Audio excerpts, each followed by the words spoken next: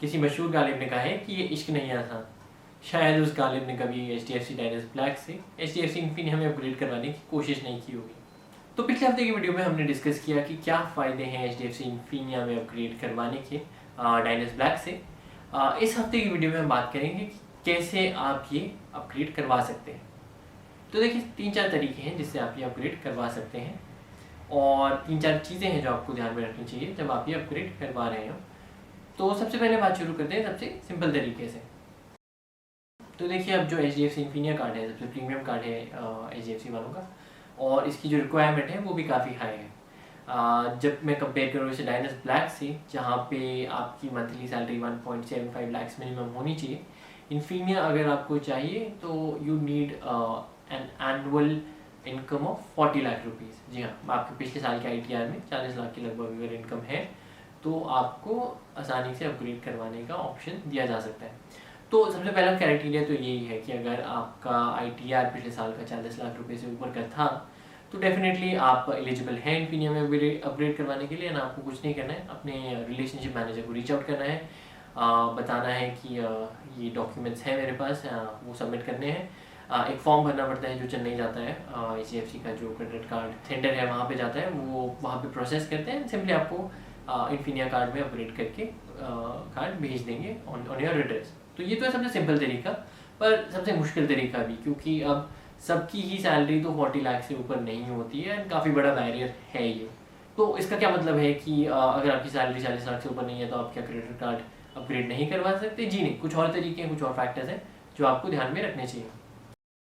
तो हम बात करते हैं दूसरे तरीके की। देखिए अब अगर आपके पास डायनेस्ट ब्लैक है तो मैं बोलूँगा कि आपको इसे as much as possible use करना चाहिए हर जगह। आप कोई भी परचेज़ कर रहे हो, चाहे ऑनलाइन हो या फिर रिटेल स्टोर में जाके हो, ग्रोसरी शॉपिंग हो, फ्यूल शॉपिंग हो, इवन फॉर दैट मैटर अगर आप घर रेंट पे ले रखा है और आप रेंट पे करते हैं तो वो रेंट भी आप क्रेडिट कार्ड के थ्रू पे कर सकते हैं, क्रेडिट या नो ब्रोकर जैसे पोर्टल्स के थ्रू।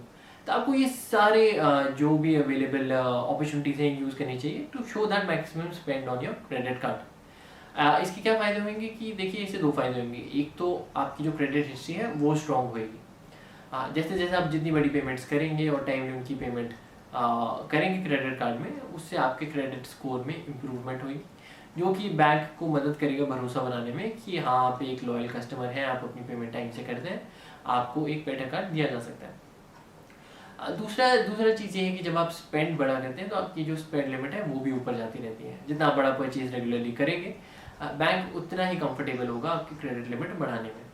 और एक बार आपकी क्रेडिट लिमिट लगभग 8-9 लाख रुपए के आसपास पहुंच जाए डायनेस्ट ब्लैक पे ही, तो काफ़ी अब ईजी हो जाता है अपग्रेड करवाना इन्फिनिया में, इवन अगर आपको 40 लाख वाला क्राइटेरिया मीट नहीं करना है।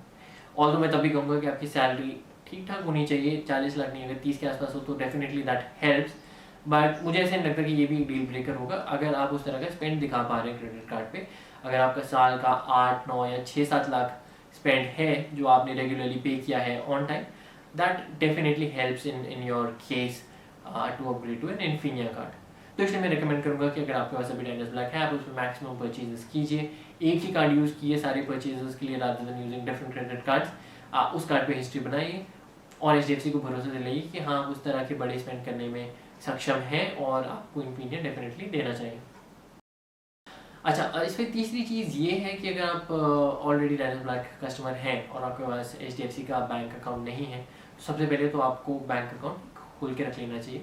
ज़्यादा रिक्वायरमेंट है नहीं इसमें, 10,000 का मिनिमम अमाउंट है वो आपको एज मिनिमम बैलेंस रखना पड़ता है, तो वो खोल लीजिए। और कुछ जो HDFC के इन्वेस्टमेंट इंस्ट्रूमेंट्स हैं जैसे म्यूचुअल फंड्स हो गए या कुछ पॉलिसीज़ हो गई HDFC के पोर्टल से या HDFC बैंक के नेट बैंकिंग के थ्रू अगर आप ले सकें, to build that kind of relationship value in your relationship with the bank.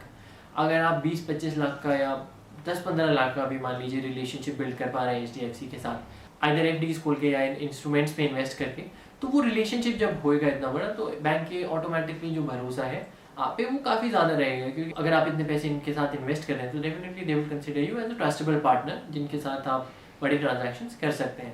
So that just helps your case little more जब आप इस क्रेडिट कार्ड पे अपग्रेड करवाना है। तीसरी चीज़ मैं ये भी कहूँगा कि जो भी पेमेंट्स आप किसी भी कार्ड पे, not just Diners black but other cards पे भी, हमेशा मेक श्योर कि टाइमली हो वो पेमेंट और कभी भी आप गलती से भी ड्यू डेट के बाद पेमेंट ना करें, बल्कि हमेशा पहले ही कर दें। इससे क्या होता है कि आपका सिविल स्कोर अच्छा बना रहेगा। 700 के ऊपर बोलते हैं अच्छा क्रेडिट स्कोर होता है, बट अगर आप उससे भी ऊपर ले जाएं that just helps your case a little more.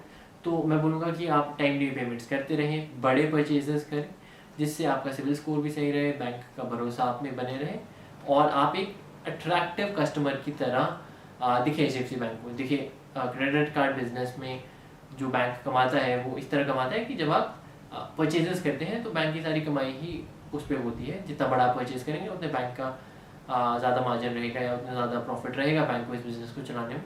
तो डेफिनेटली जब आप बहुत बड़े ट्रांजैक्शंस कर रहे हैं या काफ़ी ज़्यादा ट्रांजैक्शंस कर रहे हैं तो बैंक को वैल्यू दिखेगी इनहेरेंटली आप में एज अ कस्टमर। तो मैं ये रेकमेंड करूँगा कि definitely make those big purchases, make your payments on time, and over time एक बार 6-7 महीने हो जाए आपके पास, जब डाइनेस ब्लैक आप गया था उससे एप्लीकेशन जब आप इन्फिनिया के लिए थे उसके बीच में, तो एक काफ़ी एप्ट विंडो होती है। अगर आप साल तक रुक सकें तो और भी बेटर, बट 6-7 महीने अगर उसमें आपने 5-6 लाख रुपये ऑलरेडी खर्च दिए हैं, उस तरह की क्रेडिबिलिटी बिल्ड कर दी है, तो आप एप्लीकेशन दे सकते हैं। मैं रेकमेंड करूँगा कि अनलेस आपकी सैलरी 40 लाख नहीं है, आप बहुत जल्दबाजी ना दिखाएं इस अपग्रेड में। थोड़ा उस तरह का रैपो बिल्ड करें बैंक के साथ, जो कुछ तरीके मैंने बताए वो फॉलो करें, और तभी एक बार आपको लगे कि आपने ये सारी चीज़ें कर ली है, आपकी क्रेडिट लिमिट भी जो डाइनेस ब्लैक ऑलरेडी है वो 8-9 लाख के आसपास पहुँच गई है, तभी एप्लीकेशन आगे फॉरवर्ड पुट करें। नहीं तो काफ़ी हाई चांसेस होते हैं कि ये रिजेक्ट हो जाए और फिर आपको फिर से कुछ महीने वेट करना पड़ेगा बिफोर अप्लाइंग अगेन। तो आशा करता हूँ कि ये कुछ चीज़ें जो मैंने बताई आपको यूज़फुल लगी हों, and this definitely helps you in upgrading to an Infinia card. अगर आपको वीडियो पसंद आए तो ज़रूर हमें सब्सक्राइब कीजिए। Thank you so much for watching, have a nice day.